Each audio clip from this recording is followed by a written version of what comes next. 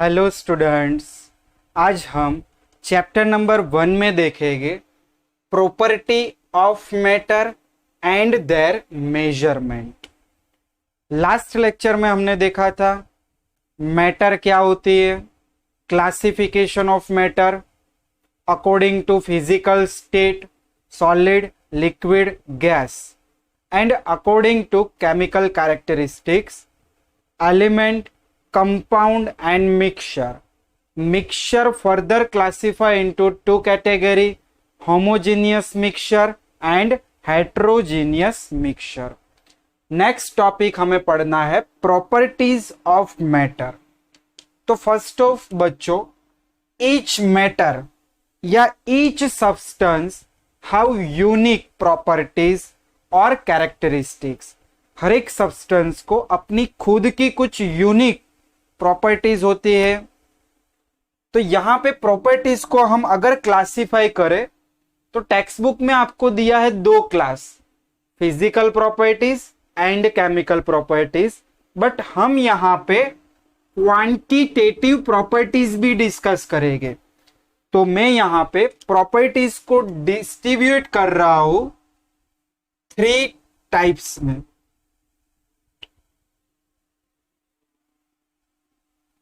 Matter की जो properties है इनको हम क्लासिफाई करते हैं 3 कैटेगरी में। चलो फर्स्ट प्रॉपर्टी को हम यहां पे लिखते हैं physical property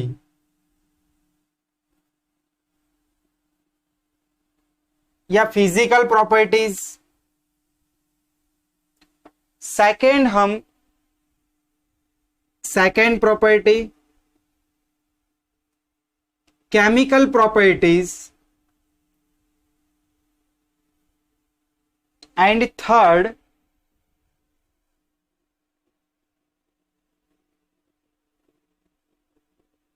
quantitative properties.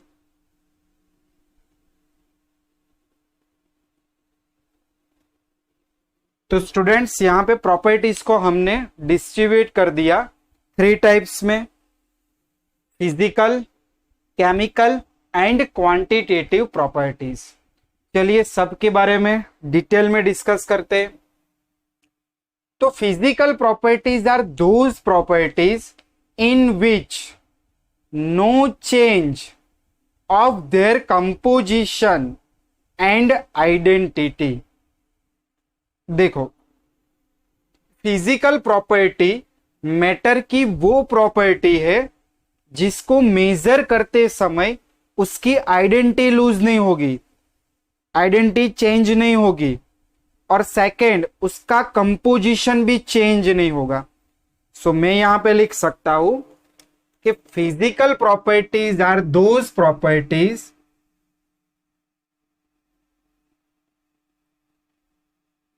Physical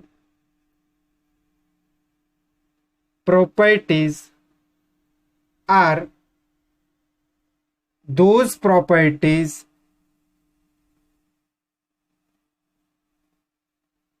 when we measure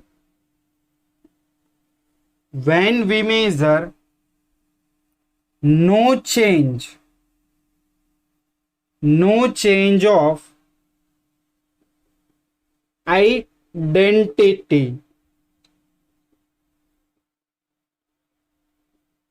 and decomposition।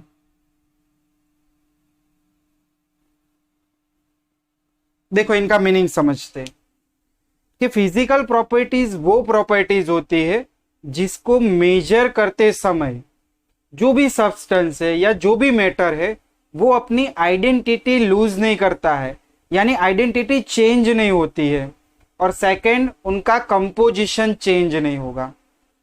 तो समझते हैं इनको कि मान लो मैंने एक प्लेट में ले ली है शुगर, यहां पे मैंने लिया है शुगर, 10 ग्राम शुगर मैंने लिया।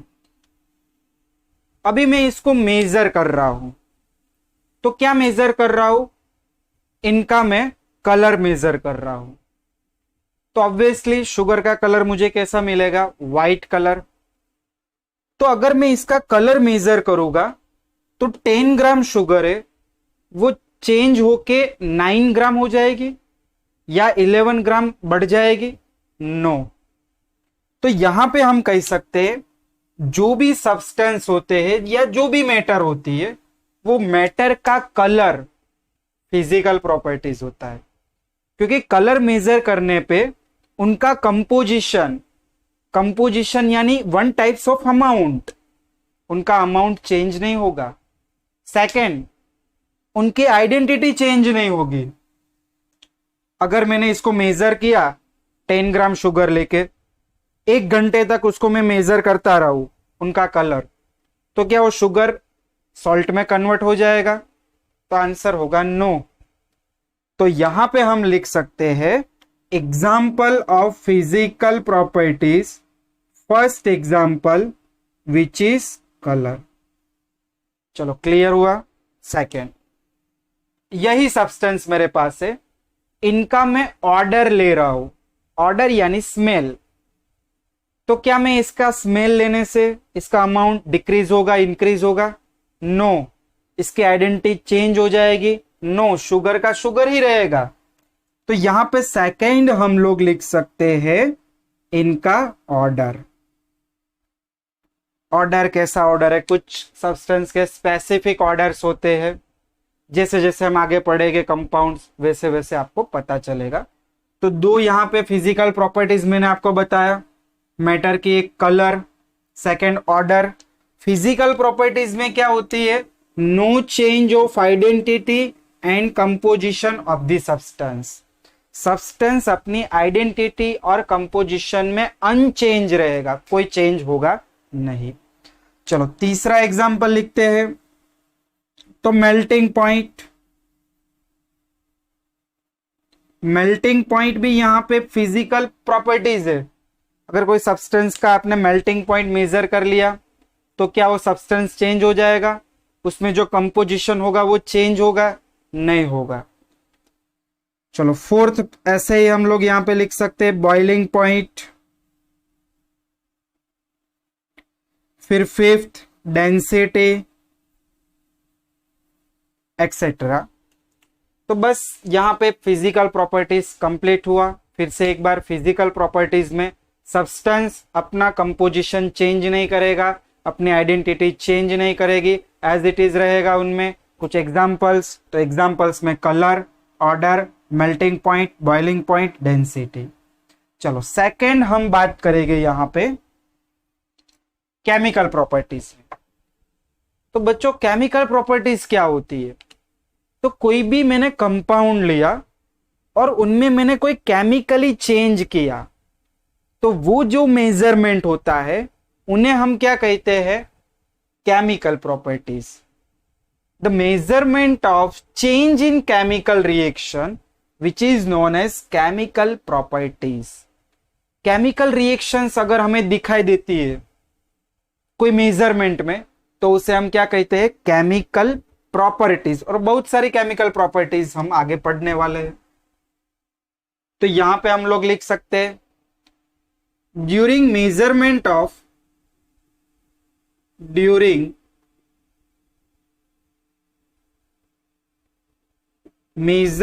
Of matter if chemical change occur, if chemical change occur then it is known as chemical properties। चलो क्लियर हुआ। अगर कोई मैं रिएक्शन कर रहा हूं और उसमें मुझे कोई केमिकल चेंज नजर आया तो वो प्रॉपर्टीज को हम क्या कह सकते हैं? केमिकल प्रॉपर्टीज कह सकते हैं। तो यहां पे मैंने क्या लिख दिया? During measurement of matter if we not या if chemical change occur then it is known as chemical properties. वो प्रॉपर्टी को हम केमिकल प्रॉपर्टीज कहते हैं। तो क्वेश्चन राइज होगा कि केमिकल प्रॉपर्टीज कैसी होती है? तो मान लो मैंने कुछ एसिड ले लिया, वो एसिड की मैं रिएक्शन करवा रहा हूं बेस के साथ, तो वो एसिड की हम वहां पे एसिडिटी मेजर करते हैं, कितना स्ट्रांग एसिड है। तो एसिडिटी वो एक केमिकल प्रॉपर्टीज हुई। तो बेस के लिए ऐसे बेसिसिटी भी केमिकल प्रॉपर्टीज होगी। तो इनके एग्जांपल में first acidity, second basicity, third reactivity towards oxygen, reactivity towards oxygen. Oxygen प्रत्यय की जो रिएक्टिविटी होती है उन्हें हम कंबस्टेबिलिटी भी कहते हैं। कंबशन रिएक्शन याद करो, कोई भी कंबशन रिएक्शन करने के लिए आपको ऑक्सीजन रिक्वायर्ड है। तो इनको अगर मुझे अनदर वर्ड में लिखना है तो क्या लिख सकता हूं, कंबस्टेबिलिटी। कंबस्टेबिलिटी यानी कंबशन करने की कैपेसिटी, कितना कंबशन सब्सटेंस होता है। तो ये सारी प्रॉपर्टीज हुई केमिकल प्रॉपर्टीज। चलो थर्ड टाइप्स यहां पे लिखा है क्वांटिटेटिव प्रॉपर्टीज। क्वांटिटेटिव यानी उसका अमाउंट हमें डिसाइड करना है कि कोई सब्सटेंस है, उसका अमाउंट है या लेंथ है या एरिया है। ऐसी प्रॉपर्टीज को हम कहते हैं क्वांटिटेटिव प्रॉपर्टीज। और क्वांटिटेटिव प्रॉपर्टीज के लिए आपको नंबर प्लस यूनिट दोनों यहां पे चाहिए। तो यहां पे मैं शॉर्ट में लिख रहा हूं कि during measurement of quantitative properties we needed number and unit. यहां पे ऐसे हम लिख सकते हैं, during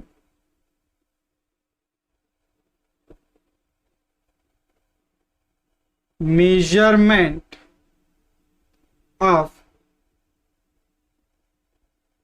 quantitative properties we needed number and units। Number और यूनिट्स की यहां पे हमें रिक्वायर्ड होगी। चलो इसको मैं हाईलाइट कर रहा हूं। क्वांटिटेटिव प्रॉपर्टीज में एक तो हमें नंबर्स, कितना क्वांटिटी है और उनका यूनिट क्या है।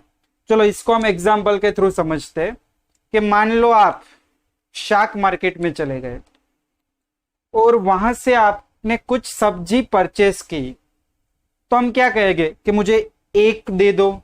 चलो मान लो एप्पल का एग्जांपल देता हूं कि आपने एप्पल परचेस किया, तो आप क्या कहोगे, मुझे एक एप्पल दे दो, 2 एप्पल दे दो। हम लोग क्या कहते हैं, मुझे 1 किलोग्राम एप्पल दो, मुझे 2 किलोग्राम एप्पल दो। तो एक मास यानी वो फिजिकल क्वांटिटी होती है और उनका यूनिट होता है किलोग्राम। हमने पीछे वर्ड यूज किया 1 किलोग्राम दो मुझे, तो 1 यानी नंबर और किलोग्राम यानी यूनिट्स। तो ऐसे मेजरमेंट को हम कहते हैं क्वांटिटेटिव प्रॉपर्टीज। चलो सेकंड एग्जांपल दूं मैं कि मान लो ये बोर्ड है, अगर मुझे यहां पे बोर्ड की मुझे लेंथ दिखानी है तो मैं डिफरेंट यूनिट्स यहां पे यूज कर सकता हूं कि ये बोर्ड x इंच का बना हुआ है, या ये बोर्ड x सेंटीमीटर का है, या ये बोर्ड x मीटर का है, what ever. x what is one types of number, कुछ भी हो सकता है। मुझे मालूम है कि ये बोर्ड के फुट में मेजरमेंट 4 फीट है, ये 1 2 3 4। तो मैं यहां पे यूज कर सकता हूं कि ये बोर्ड का जो लेंथ है वो 4 फीट है यहां पे। तो 4 यानी नंबर, फीट यानी यूनिट्स। क्लियर। तो यहां पे हम कौन से एग्जांपल लिख सकते हैं क्वांटिटेटिव प्रॉपर्टीज में। तो देखो क्वांटिटेटिव प्रॉपर्टीज में हम पहला बेस्ट एग्जांपल मैंने आपको दिया लेंथ। सेम एक अनदर एग्जांपल दूं कि मान लो ये पेन, तो ये पेन का लेंथ कितना है, राइट 5 सेंटीमीटर, 7 सेंटीमीटर, तो 5 या 7 वो उसके नंबर हुए, सेंटीमीटर वो यूनिट हुआ। तो जो प्रॉपर्टीज को इंडिकेट करने के लिए number as well as unit का रिक्वायरमेंट होता है, वैसे प्रॉपर्टीज को हम क्या कहते हैं, क्वांटिटेटिव प्रॉपर्टीज। जैसे कि पहला एक एग्जांपल लेंथ दे दिया, सेकंड मैंने आपको एक वेजिटेबल वाला दिया जिनमें मैं लिख सकता हूं यहां पे मास, तीसरा में वॉल्यूम लिख सकता हूं, फोर्थ में एरिया। तो ये सारी प्रॉपर्टीज क्वांटिटेटिव प्रॉपर्टीज है। तो स्टूडेंट्स पहले इतना लिख लो, फिर हम यहां पे एसआई यूनिट्स के बारे में बात करेंगे और क्वांटिटेटिव प्रॉपर्टीज को थोड़ा डीप में पढ़ेंगे। इसको पहले अच्छी तरह से नोट डाउन कर लीजिए।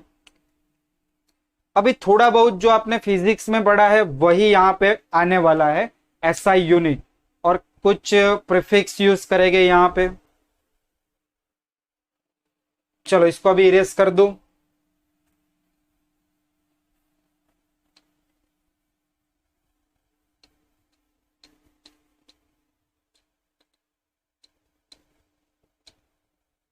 चलो नेक्स्ट टॉपिक आता है the international system of unit. तो मैं आपको बेसिक पहले से दिखाता हूं कि कोई भी फिजिकल क्वांटिटी होती है उसको रिप्रेजेंट करने के लिए उसके सिंबल्स होते हैं प्लस उनके यूनिट्स होते हैं। तो पहले मान लो हम लेंथ, तो लेंथ को मेजर कैसे करते थे, मीटर, सेंटीमीटर, वो सारे उसके यूनिट हुए। तो कुछ यहां पे पुरानी मेथड है, वो पुरानी मेथड में पहले जो टेक्स्ट बुक में नहीं दी है यहां पे लिख रहा हूं कि first FPS unit, FPS unit measurement. तो देखो FPS का फुल नेम क्या होगा, feet, pound and second.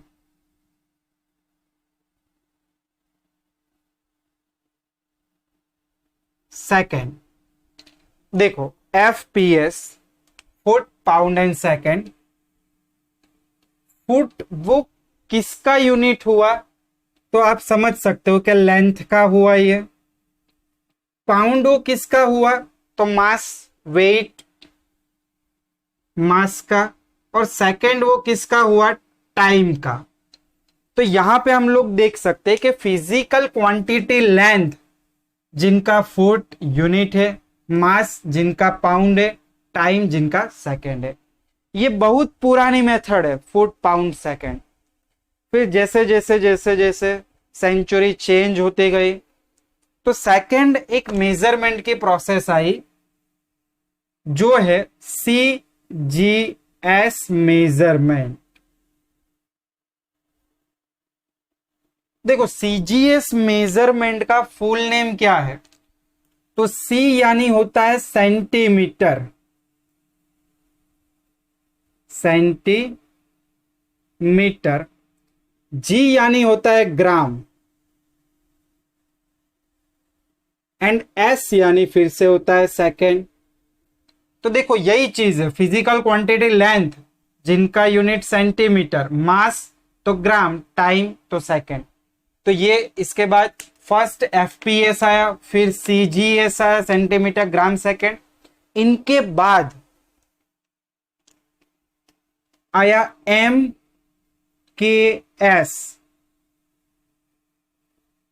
MKS measurement. देखो MKS का फुल नेम क्या होगा, M यानी मीटर, K यानी किलोग्राम एंड S यानी फिर से second. Metre, kilogram and second. इनके बाद ये सारे यूनिट्स सभी कंट्रीज ने एक्सेप्ट नहीं किए। तो इनके बाद जो यूनिवर्सल, जो सभी कंट्री ने एक्सेप्ट किया, वो यूनिट कौन सा है, SI यूनिट। तो इनके बाद फोर्थ लिखते हैं SI यूनिट। तो फोर्थ आता है एसआई यूनिट। तो पहले तो एसआई यूनिट का फुल नेम समझो। तो फुल नेम है ली सिस्टेमी, यस सिस्टेमी इंटरनेशनल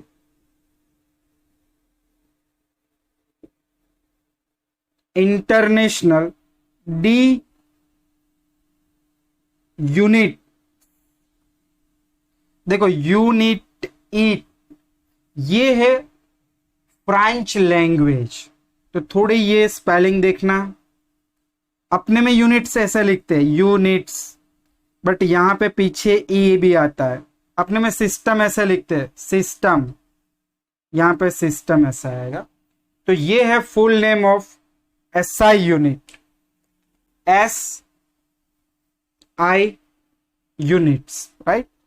अभी इनके बाद हम देखेंगे एसआई यूनिट का पूरा टेबल, जो ऑलरेडी आपने फिजिक्स में पढ़ा होगा सेकंड चैप्टर में।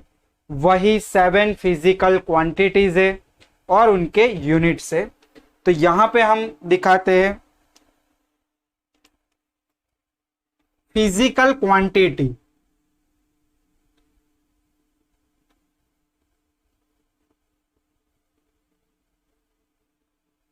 एंड देयर सिंबल, और यहां पे लिखे गए एसआई यूनिट्स। देखो फिजिकल प्रॉपर्टी नंबर 1, तो फर्स्ट प्रॉपर्टी है लेंथ। लेंथ को रिप्रेजेंट करते हैं उनका सिंबल स्मॉल एल, और लेंथ का एसआई यूनिट है मीटर। मीटर को सिंबलाइज करते हैं स्मॉल एम से। सेकेंड क्वांटिटी आता है मास। मास का सिंबल स्मॉल एम और मास का unit kilogram KG. Clear, kilogram KG. फिर आता है थर्ड टाइम।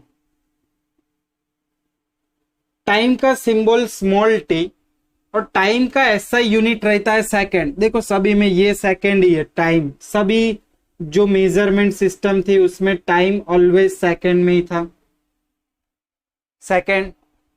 फोर्थ, तो फोर्थ यहां पे हम यूज करेंगे इलेक्ट्रिकल करंट।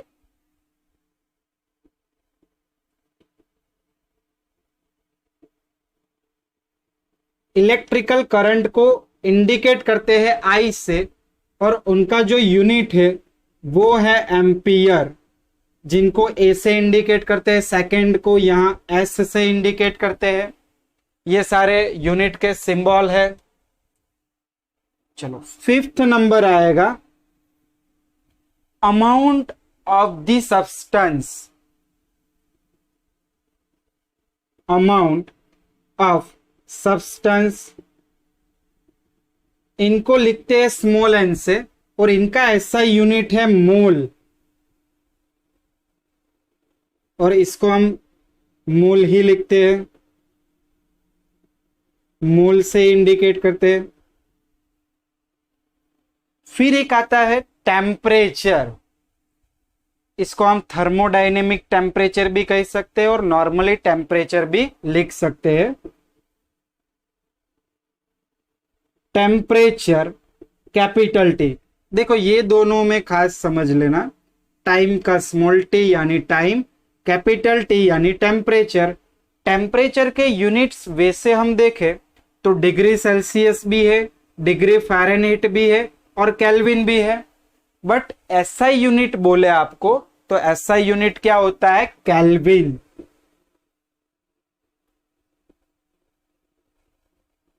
जिनको दिखाते हैं के से। चलो लास्ट आता है ल्यूमिनस इंटेंसिटी।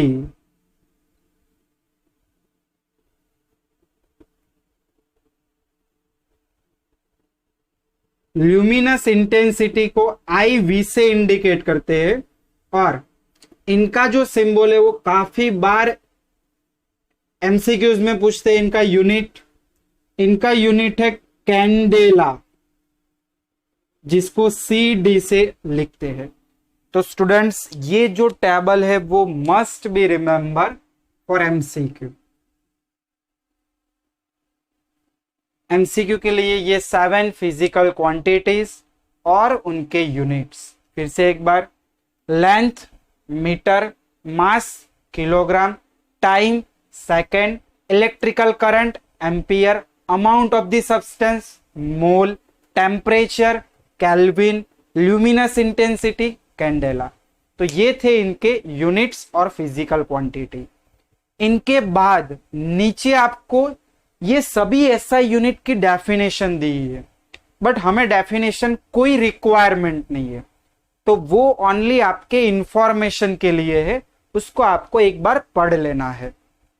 फिर जैसे ही पेज आप घुमाओगे तो पीछे आपको मिलेगा जो भी SI यूनिट है वो SI यूनिट के प्रीफिक्स, बराबर, प्रीफिक्स ऑफ SI यूनिट।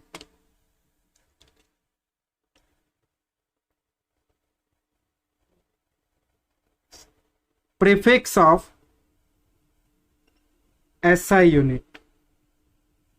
देखो ये prefix of SI unit already physics में भी आ चुका होगा, बट वो सारे हमें प्रीफिक्स याद नहीं करने हैं। हमें तो यहां पे जो रिक्वायरमेंट है वही याद करने हैं। तो कुछ 6 जितने आपको चाहिए, तो 1 बाय 1 में आपको समझाता हूं। पहले मैं यहां पे लिख देता हूं मुझे कौन से चाहिए। तो 10⁻12, 10⁻9, 3 का टेबल नीचे से स्टार्ट करना है। देखो ऐसे याद करना है, 3 1 जा 3, 3 2 जा 6, 3 3 जा 9, 3 4 जा 12, लेकिन नेगेटिव पावर ये 4, फिर 10⁻², फिर 10⁻⁻1 और 7 10⁻3। बस इतने के ही मुझे प्रीफिक्स चाहिए। तो देखो सबके प्रीफिक्स में यहां पे लिखता हूं। 10⁻12 यानी होता है पिको, और इनको हम सिंबलाइज करते हैं P से। 10⁻9 यानी होता है नैनो, और इनको हम सिंबलाइज करते हैं स्मॉल n से। 10⁻6 यानी होता है माइक्रो, और इसको इंडिकेट करते हैं म्यू से, माइक्रो यानी म्यू। 10⁻³ ये होता है मिली, और इसको इंडिकेट करते हैं स्मॉल m से। 10⁻² ये है सेंटी यानी C।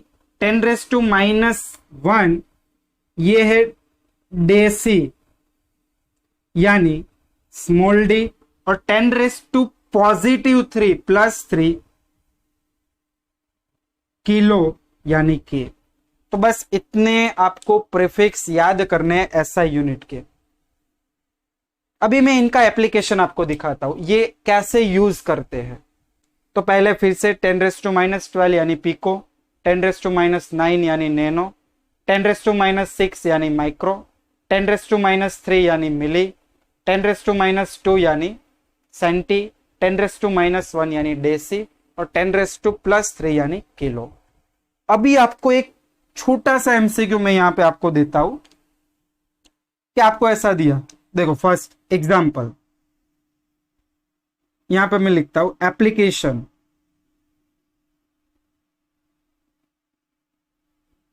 Application of prefix. देखो ये प्रीफिक्स कैसे यूज करते हैं हम SI यूनिट में। तो चलो फर्स्ट एग्जांपल मैं आपको दूं कि मैं आपको देता हूं 1 PM। तो बच्चों ये M क्या है, तो M यानी मीटर। P आगे लिखा है, इनका फुल नेम होता है पिकोमीटर। बस बट इसको हम सिंबल से ही इंडिकेट करेंगे। फुल नेम अगर लिखेंगे तो कितना बड़ा हो जाएगा, पिकोमीटर, राइट। तो हम क्या इंडिकेट करते हैं, PM से। 1 PM इक्वल्स टू कितना होगा, तो यहां पे आपको पता है कि 1 PM equals to pico. 1 pico का वैल्यू कितना है, 10⁻12, और मीटर का तो मीटर ही। आपको क्या करना है, 1 पिको की ही वैल्यू रखनी है। देखो ये पिको, तो 1 पिको की वैल्यू इतनी होगी। अगर आपको 2 पिकोमीटर बोला तो क्या करेंगे, 2 इंटू 10⁻⁻12। 3 पिकोमीटर बोलेगे तो 3 into 10⁻⁻12 metre, right. Second same as nano के लिए यूज कर सकते हैं। चलो सेकेंड एग्जाम्पल में देख रहा हूं, 1 नैनोमीटर। तो चलो नैनो यानी क्या होता है, 10⁻⁹ और मीटर का मीटर, तो 1 नैनोमीटर इक्वल्स टू 10⁻⁹ मीटर। चलो वैसे समझ में आएगा। और एक एग्जाम्पल तीसरा, 1 माइक्रोमीटर इक्वल्स टू 10⁻⁻6 मीटर। चलो फोर्थ, 1 डायरेक्ट ले रहा हूं सेंटीमीटर यानी cm, 1 cm इक्वल्स टू क्या होगा, 10⁻⁻2 मीटर। चलो एक लास्ट एग्जाम्पल फिफ्थ, 1 की m। चलो 1 किलोमीटर में ले रहा हूं, 1 km। तो k के लिए क्या लिखेंगे, 10⁻³ और मीटर का मीटर। तो 1 किलोमीटर इक्वल्स टू कितना होता है, 10⁻³ यानी 1000 मीटर। तो ऐसे हम यूज कर सकते ये सारे प्रीफिक्स का। तो इतना लिख लो। आज के लेक्चर में बस इतना ही। अच्छी तरह से जो भी आज हमने पढ़ा properties of matter and their measurement. तो प्रॉपर्टीज मैटर की हमने 3 टाइप्स में मैंने डिस्ट्रीब्यूट कर दिया था, फिजिकल, केमिकल एंड क्वांटिटेटिव। सबकी डेफिनेशन, सबके एग्जाम्पल, फिर यूनिट्स के बारे में, जो पहले यूनिट्स यूज होते थे वो सब लिखे। अभी जो एसआई यूनिट है पूरे यूनिवर्स के लिए जो लगा है वो एसआई यूनिट्स हमने यहाँ पे 7 फिजिकल क्वांटिटी और उनके एसआई यूनिट्स, फिर एसआई यूनिट में जो प्रीफिक्स यूज करते हैं वो हमने पढ़े। तो इतना पहले ध्यान से लिख लो।